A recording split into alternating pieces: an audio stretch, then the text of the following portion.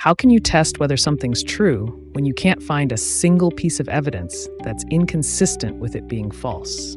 When every piece of evidence, individually, is consistent with it being either true or false?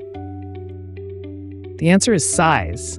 Lots of individual pieces of evidence that are inconclusive by themselves can be powerful in combination. Let's explore how to prove things with math to find out.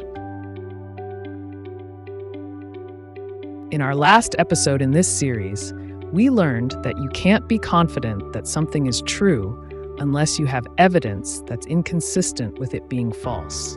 Go and check that video out if you haven't seen it already, then come back to this one.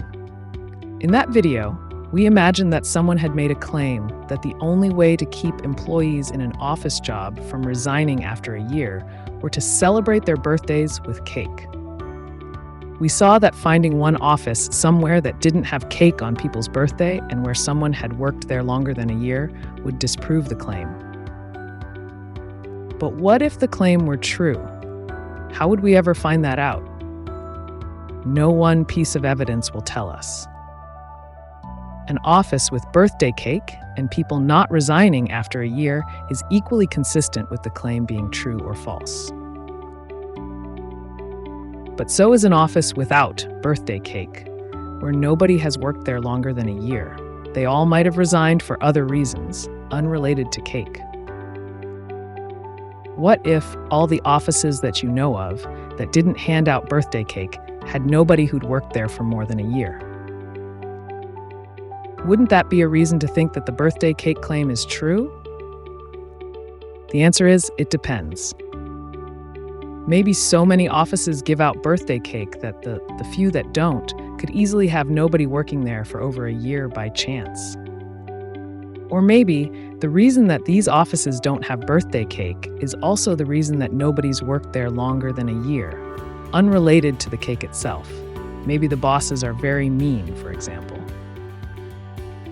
So how could you tell?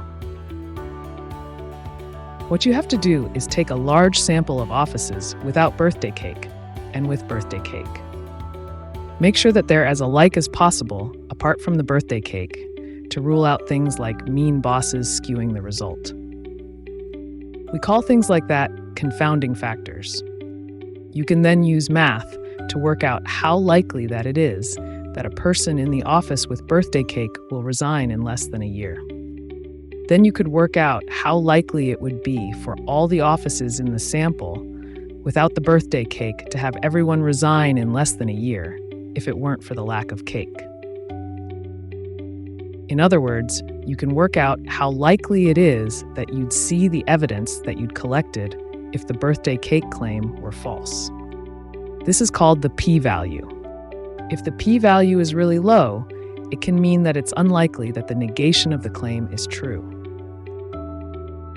In that case, you've falsified the opposite claim and thus proven that the claim is probably true. The math for this is complex, and it's important to get it right if you're actually calculating or interpreting the p-value, which is often misunderstood. We won't cover the details here. Search for p-value if you want to delve into the numbers. So, you can show that something is true by analyzing lots of pieces of evidence that aren't conclusive by themselves. But if you don't do it rigorously with math and a big controlled sample, you might only get enough evidence for a suspicion. That's a low degree of certainty. And even doing it properly still leaves some uncertainty.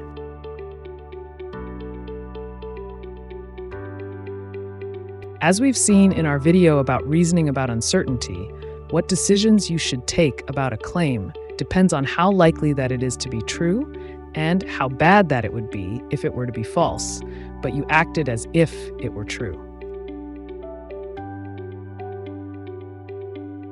Can you think of any claims that can only be proven by using probability in this way? Let us know in the comments.